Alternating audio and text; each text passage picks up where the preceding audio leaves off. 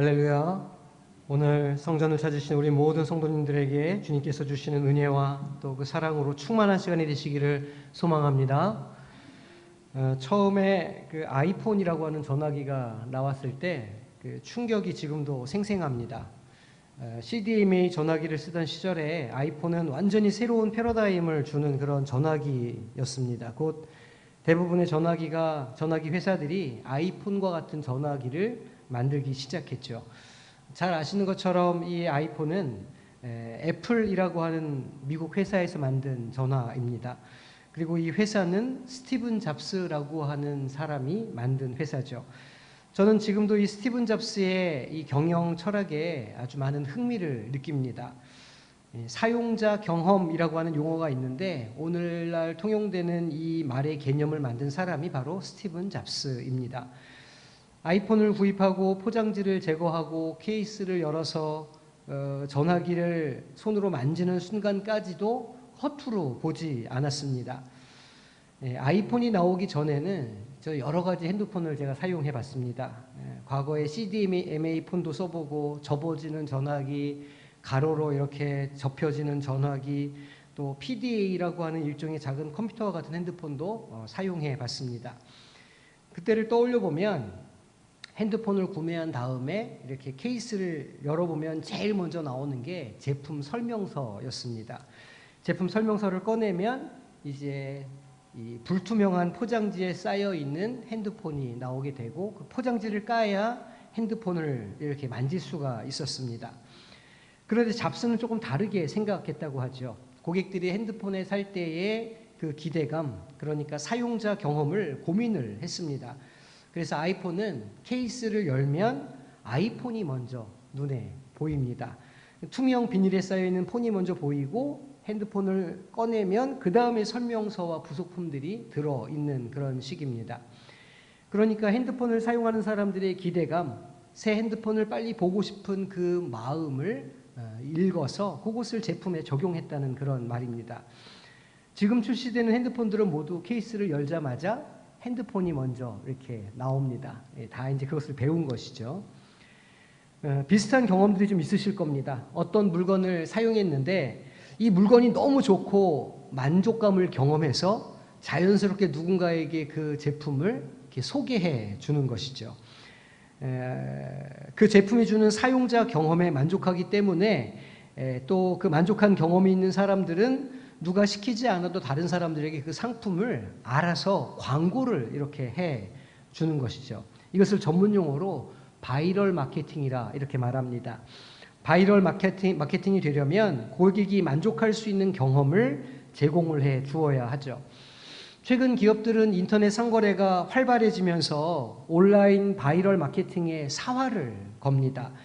바로 구매 후기나 댓글 같은 것을 말합니다. 우리가 배달의 민족 같은 앱에서 음식을 주문할 때도 반드시 댓글을 먼저 확인을 해 봅니다. 그 집의 음식과 서비스를 맛본 사람들이 얼마나 만족했는가, 별이 5개인지 4개인지를 확인해 보고 주문을 하죠.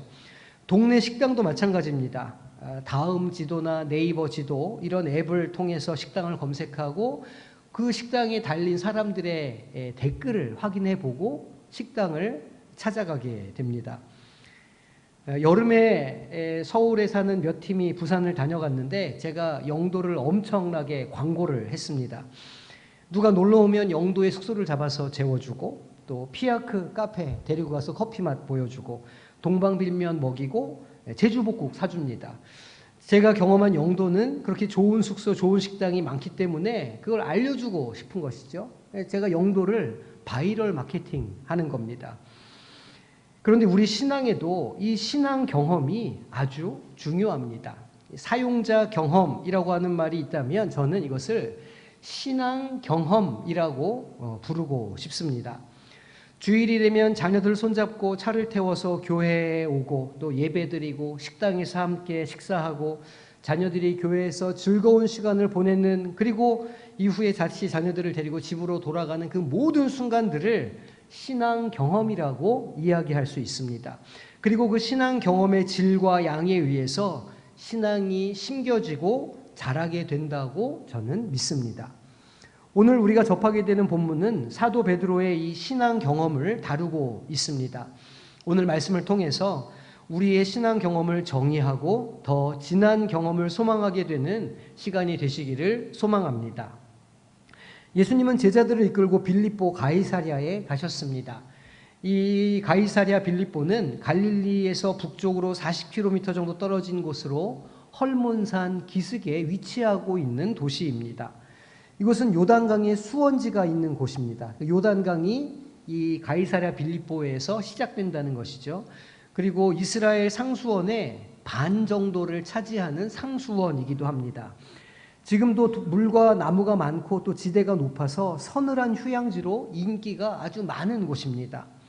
근데 그럼에도 불구하고 경건한 유대인들은 이 지역을 거의 방문하지 않습니다. 왜냐하면 이곳이 우상 숭배지로 유명한 곳이기 때문입니다.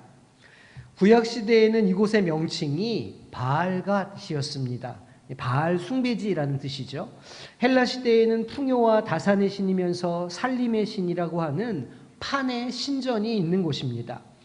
헤롯 시대에는 로마 황제 아우구스투스의 신전이 바로 이 판 신전 옆에 세워졌습니다. 분봉왕 헤롯 빌립이 로마 황제에게 이렇게 바친 도시이기 때문에 가이사랴, 카이사르라고 하는 이름이 붙었습니다.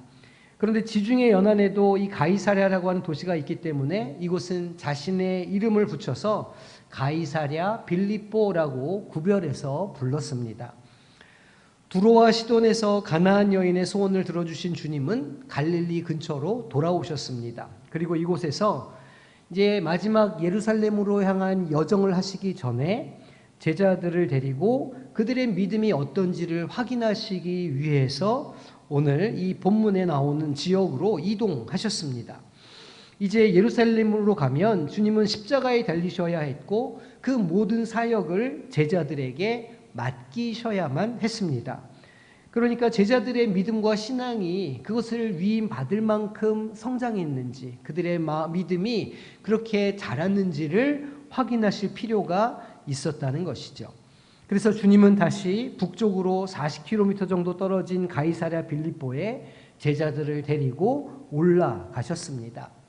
가이사랴 빌립보 말씀드렸지만 어떤 곳입니까? 황제 숭배와 우상 숭배의 도시였습니다. 세상의 힘과 권력을 상징하는 믿음으로 살 것인지 세상 권세와 재물로 살 것인지를 분별할 장소로 이곳보다 적당한 곳은 없었습니다.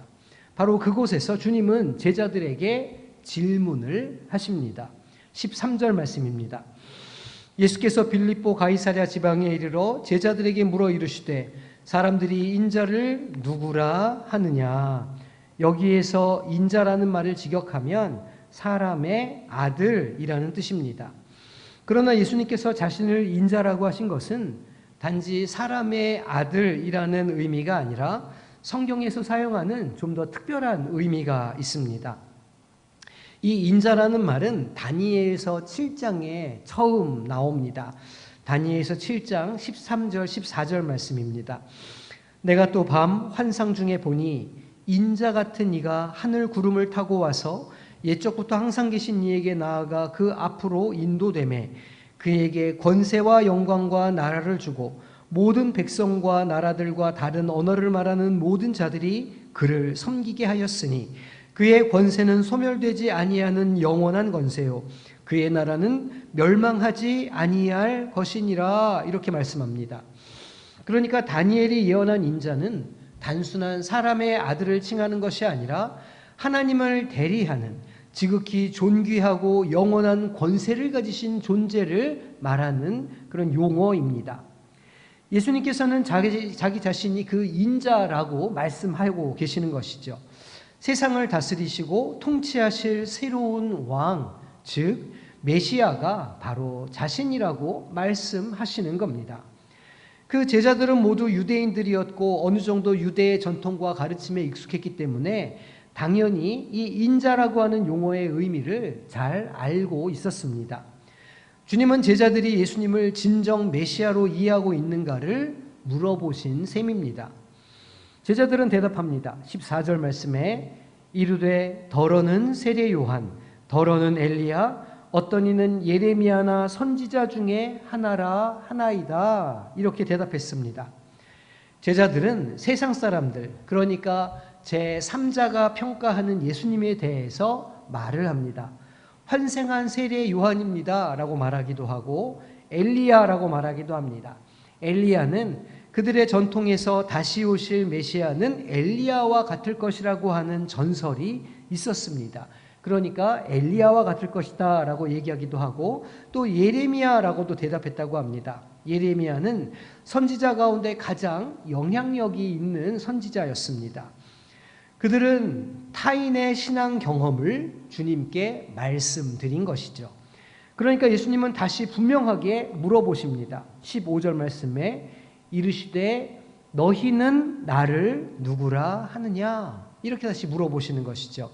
다른 사람들의 신앙 경험 말고 나를 직접 경험한 너희는 내가 누구인 것 같으냐라고 다시 물어보셨습니다. 이에 베드로가 대답합니다. 16절입니다. 시몬 베드로가 대답하여 이르되 주는 그리스도시요 살아계신 하나님의 아들이시니이다 라고 대답했습니다. 베드로는 주님과 3년 가까이 동행하면서 주님을 경험했습니다. 아픈 사람들을 고쳐주시고 소외된 이들을 사랑해 주셨으며 죽은 자들에게 생명을 주시는 역사, 광야에서 5,000명이 넘는 이들을 먹이시는 광야의 만나를 내려주시는 이와 같다는 것을 베드로는 직접 경험했습니다. 그래서 베드로는 자신의 신앙 경험에 비추어서 주님에 대해 말하는 것이죠. 그리스도십니다. 이것은 메시아의 헬라어 역입니다. 주님은 메시아이십니다. 바로 구약에서 말씀하시고 우리를 구원하시기 위해서 하나님께서 말씀하여 주신, 하나님께서 보내주신 바로 그분이십니다 라고 먼저 고백합니다. 이것이 베드로가 경험한 예수님이었습니다. 그리고 나서 살아계신 하나님이라고 하는 고백이 이어집니다. 그의 고백에는 하나님께서 살아계시다고 하는 믿음이 담겨 있습니다. 하나님께서 살아계시기에 그의 백성을 살피시며 메시아를 보내주신다고 하는 믿음의 고백이 여기에 담겨 있습니다. 그리고 예수님은 바로 그 오늘도 살아 역사하시고 일하시는 하나님의 아들이십니다 라고 말합니다. 그 하나님께서 육신을 입고 그들의 역사 속에 들어오신 분이시라는 고백이 이 안에 담겨 있습니다. 이 신앙의 경험을, 이 고백을 예수님은 기쁘게 받으셨습니다. 베드로에게 이 반석 위에 교회를 세우겠다고 하는 예언적 선포를 하십니다. 그래서 사실은 로마 카톨릭은 이 베드로를 일대 교황으로 여깁니다. 실제로 바티칸에 있는 성 베드로 성당은 베드로의 무덤 위에 지어지기도 했습니다. 그야말로 문자 그대로 베드로 반석 위에 교회를 세운 셈입니다. 하지만 이것은 반석을 베드로 개인과 동일시해서 생긴 오해입니다. 베드로를 비롯한 제자들의 그 믿음의 고백, 신앙의 고백, 공동체의 고백 위에 교회를 세운다는 의미이기 때문입니다. 중요한 것은 베드로가 일대 교황이냐 아니냐가 아닙니다. 중요한 것은 주님께서 베드로의 신앙 고백을 귀하게 여기시고 그것을 기뻐하셨으며 그 신앙 경험을 아름다운 것으로 받으셨다는 데 있습니다. 주님께서 하시는 이 질문, 너희는 나를 누구라 하느냐라고 하는 이 질문은 실상 오늘 우리 모두에게 주시는 질문이기도 하기 때문입니다. 우리의 믿음, 또 우리의 신앙 고백은 경험이 바탕이 됩니다. 과거 주님을 처음 만났을 때 강렬한 신앙의 기억이, 그리고 뜨거운 눈물이 두 뼘을 타고 끊임없이 흘러내리던 그 기억, 고난과 괴로움의 한 복판에 있을 때 살며시 다가와서 두 손을 잡아주시고 그 품에 안아주시던 그 기억이 오늘 우리의 신앙의 바탕이 됩니다. 그것이 우리의 신앙을 이루고 있다는 것이죠. 나를 구원하신 분이 바로 십자가에 달리신 예수 그리스도라고 하는 사실이 새삼 사무치게 아로새겨져서 회개의 눈물과 기도가 터져 나왔던 그 신앙의 경험, 의지할 곳, 마음 둘 곳이 없어서 방황하던 가난한 심령이 교회 학교에서 혹은 구역에서 혹은 교회 선생님과 어느 집사님을 통해서 위로받고 용기를 얻었던 경험, 예배가 뭔지도 모르고 거룩이 뭔지도 모르지만 친구들과 너무 재미있게 뛰어놀던 교회당과 앞마당에서의 그 기억들이 오늘 우리의 신앙 경험을 이루고 있습니다. 그리고 그 신앙 경험이 우리의 믿음이 되고 예수님이 누구신가에 대한 정의를 만들어내는 것이죠. 너희는 나를 누구라 하느냐라고 말씀하실 때에 그것은 우리가 과거 경험하고 오늘도 경험하고 있는 그 신앙 경험에 대해서 물어보고 계시는 겁니다.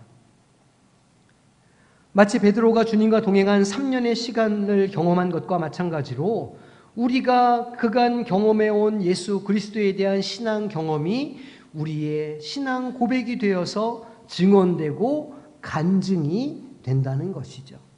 그런 의미에서 우리 성도님은 주님을 누구라고 고백하실 수 있으시겠습니까? 누구라고 고백하셔야 하겠습니까? 가이사랴 빌립보, 그 로마를 상징하고 우상을 상징하는 그 장소에서 세상의 권력과 세상의 즐거움과 세상의 편리함과 세상의 욕망을 상징하는 그 한 복판에서 주님은 제자들에게 너희는 나를 누구라 하느냐? 너희는 나를 어떻게 경험했고 나와 어떤 신앙 경험을 공유하고 있는가라고 물어보십니다. 그리고 똑같은 상황에 있는 우리를 향해서도 물어보시는 것이죠. 세상 한복판에서 살아가고 있는 우리에게 똑같이 물어보십니다. 월요일에서 토요일까지 세상 한가운데에서 이런 모습 저런 모습으로 애쓰며 살아가는 우리에게, 세상과 타협하지 않으려고 노력하지만 번번이 실패하고 좌절하는 우리에게, 순간순간 길을 잃고 세상의 즐거움에 마음을 뺏기는 우리 성도님에게, 그 삶의 한복판에서 너는 나를 누구라 하느냐? 너는 나와 어떤 추억이 있느냐? 너는 나로 인해 어떤 삶의 의미를 발견했느냐고 물어보십니다. 무엇이라 답하시겠습니까? 이 베드로의 고백처럼 주님만이 나의 구원자 되시며 살아 역사하시는 하나님의 아들이시고 보좌 우편에서 우리의 영생을 보증해 주실 분이라는 신앙 고백을 간증할 수 있으시기를 소망합니다. 교회 공동체는 이 신앙 경험을 매개하기 위해서 존재합니다. 우리는 교회 공동체를 통해서 예수 그리스도를 경험하게 되고 알게 됩니다. 교회에서 드리는 예배를 통해서, 교회의 어떤 우리 성도들의 모습을 통해서, 교회의 교사들과 어느 재직들의 모습을 통해서 어떤 사람들은 예수를 보게 되고 예수를 경험하게 됩니다. 우리의 가정에서 혹은 학교에서 예배당에서 이 신앙 경험이 일어나는 것, 그것이 우리가 바라보아야 하고 추구해야 할 일입니다. 우리의 자녀들이 온 가족 예배에 나와서 떠들고 졸고 장난쳐도 괜찮습니다. 왜냐하면 그 시간에, 그 예배 시간이 그들에게 신앙의 경험을 주기 때문입니다. 아버지, 엄마가 예배하는 모습을 그들이 경험하는 것이죠. 할머니, 할아버지가 성경책을 넘기는 소리를 그 자녀들이 귀로 듣습니다. 그리고 그들도 성령께서 역사하실 때 그 경험에 기반해서 예수님을 만나게 되고, 그들도 우리처럼 예수님을 나의 구주로, 나의 사랑으로, 내 인생의 목표로 고백하게 되는 역사가 일어나게 되는 것입니다. 먼저 자신의 믿음에 생명력이 넘치게 할 신앙 경험을 사모하시기를 바랍니다.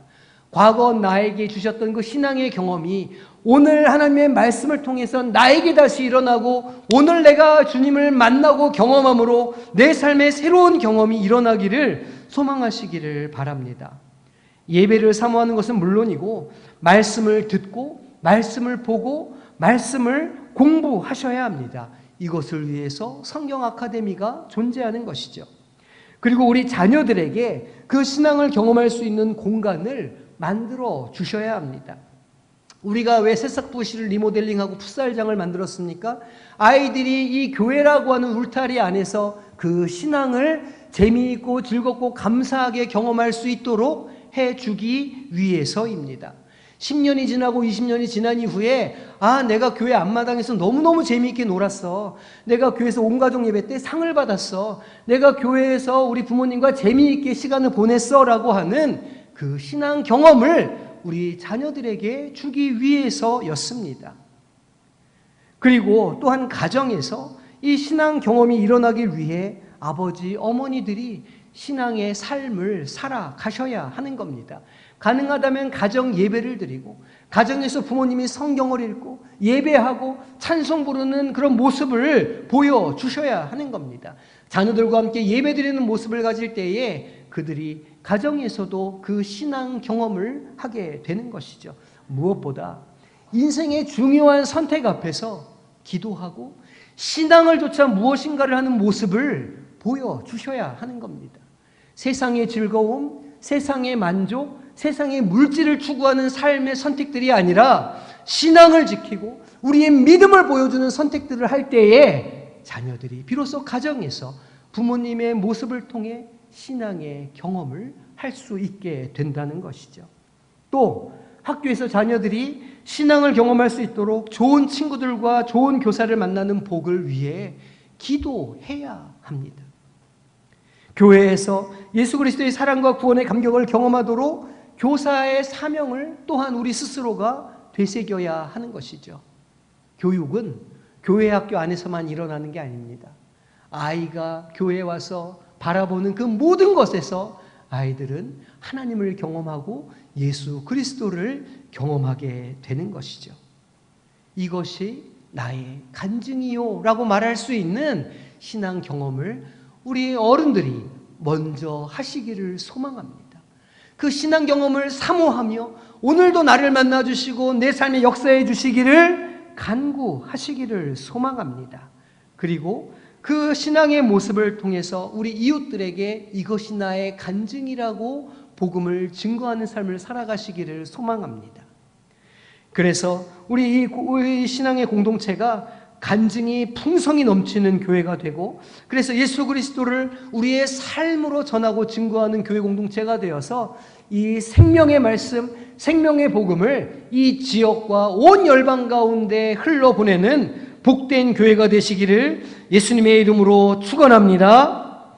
이 시간 함께 찬양하고 우리 기도하는 시간 갖도록 하겠습니다. 우리 예수를 나의 구주 삼고 찬양한 이후에 하나님 우리의 낡은 신앙 경험이 이제 새롭게 되게 하여 주시옵소서. 새로운 것이 되기를 소망합니다. 우리 안에 성령을 부어주셔서 주님께서 동행하시는 삶인 것을 다시 한번 깨닫게 하시고 날마다 역사하시는 예수님을 간증하는 입술이 되게 하여 주시옵소서. 나의 삶이 간증이 되게 하여 주시옵소서. 함께 기도하며 나아가겠습니다. 찬양합니다. 예수를 나의 구주 삼고 성령과 피로써 거듭나니 이 세상에서 내 영혼이 하늘의 영광 누리도다. 이것이 나의 간증이요 이것이 나의 찬송일세. 나 사는 동안 끊임없이 구주를 찬송하리라. 온전히 주께 맡긴 내 영 사랑의 음성을 듣는 중에 천사들 왕래하는 것과 하늘의 영광 보리로다.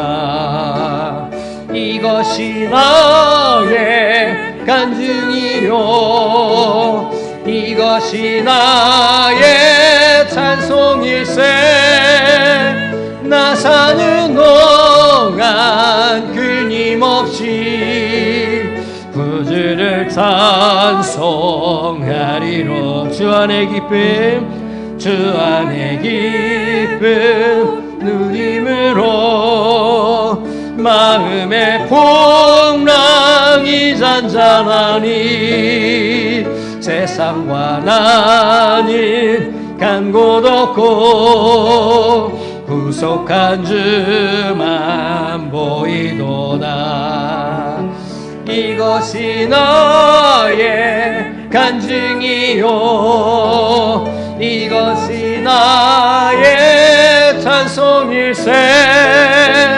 나 사는 동안 끊임없이 구주를 찬송하리라. 이것이 나의 간증이요 이것이 나의 찬송일세. 나 사는 동안 끊임없이 구주를 찬송하리로다. 시간 함께 기도하며 나가길 소망합니다. 주님, 우리의 낡은 경험이 새 것이 되게 하여 주옵소서. 내 안에 성령 충만케 하셔서 주님과 동행하는 삶인 것을 다시 한번 깨닫게 하여 주시고 날마다 역사하시는 예수님을 간증하는 입술이 되게 하여 주옵소서. 우리의 가정과 교회와 학교가 자녀들이 신앙 경험을 하는 공간이 되게 하여 주옵소서. 이 시간 주님을 한번 부르며 기도하며 나아가도록 하겠습니다. 주여,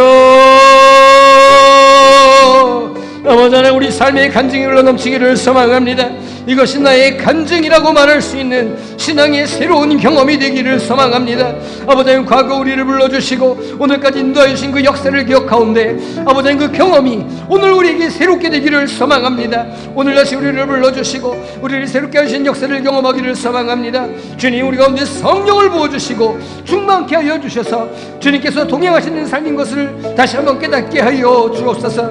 우리의 삶 가운데 하나님께서 일하시고 역사하시는 것을 다시 한번 바라보게 하여 주시며 우리의 삶을 붙잡으시고 그 섭리 가운데 인도해 주시는 것을 다시 한번 깨닫게 하여 주시옵소서. 그리하여 그것을 경험하며 날마다 역사하시고 일하시는 그 예수 그리스도를 간증하는 간증의 입술이 전도의 입술이 되게 하여 주옵소서. 아버지 하나님, 우리의 가정과 교회가 아버지 간증이 풍성한 것이 넘치기를 소망합니다. 예수 그리스도를 경험하고 아버지 하나님을 경험하고 하나님의 말씀을 경험하는 것이 되기를 소망합니다. 우리가 먼저 그것을 경험할 때에 우리의 자녀들이, 우리 아버지 하나님 이웃들이 그 신앙 경험을 나누며 아버지 그것을 보고 그것을 통하여 하나님을 바라보고 하나님을 경험하는 역사가 있게 하여 주시옵소서. 우리의 삶을 붙잡아 주시고 온전케 하시며 주님께서 일하신 것과 떨어진 한 주간 될 수 있도록 주님 은혜 베풀어 주시옵소서. 함께하여 주시길 소망합니다. 주님 역사하여 주시옵소서. 하나님, 지난 시간 동안 우리를 지켜주시고 보호하시며 때마다 도우시고 우리를 인도하신 그것을 우리가 기억합니다. 우리에게 아름다운 신앙 고백이 있기에 아버지 오늘 우리가 주님을 찬양하며 예배합니다. 주님, 그 옛날의 기억들이, 그 예전에 주셨던 그 마음들이 오늘 다시 한번 우리 심령 가운데 뜨겁게 아로새겨지기를 소망합니다. 오늘 우리 가운데 성령 충만의 은혜를 내려주시고 성령의 역사를 있게 하여 주셔서 오늘 우리의 입술에 새로운 간증이 차고 넘치게 하여 주옵소서. 우리의 가정과 교회가 아버지 하나님 신앙 경험이 아버지의 풍성한 곳이 되기를 소망합니다. 우리의 경험이 새로워지고 우리의 경험을 통하여 우리의 자녀들과 우리 이웃들에게 그것을 간증할 수 있는 간증의 입술이 되게 하여 주시옵소서. 간증할 수 있도록 우리 삶에 일하시고 우리 삶을 회복시켜 주시고 우리 삶을 형통케 하여 주신 역사가 있게 하여 주시옵소서. 이번 한 주간 주님의 말씀을 붙잡고 살아가기를 소망합니다. 우리의 가정에서 우리의 일터에서 주님의 말씀을 붙잡고 살아가며 아버지 하나님 그 간증을 할 수 있도록 인도하여 주시며 우리 삶을 형통케 열어주사 성령의 충만함으로 동행하여 주시옵소서. 지금은 우리 주 예수 그리스도의 은혜와 아버지 하나님의 사랑하심과 성령의 교통하여 주심이 세상의 겁박에 굴하지 않으며 그리스도인으로 성령 충만하여 거하는 그곳을 주님의 임재의 장소로 만들며 간증의 장소로 만들기를 결단하는 이 자리에 머리 숙인 모든 주의 자녀들 위해, 그 가정과 직장과 사업과 학업 위에, 군 복무 중인 청년들과 병상에 있는 지체들 위해 영원토록 함께 하시기를 간절히 축원하옵나이다. 아멘.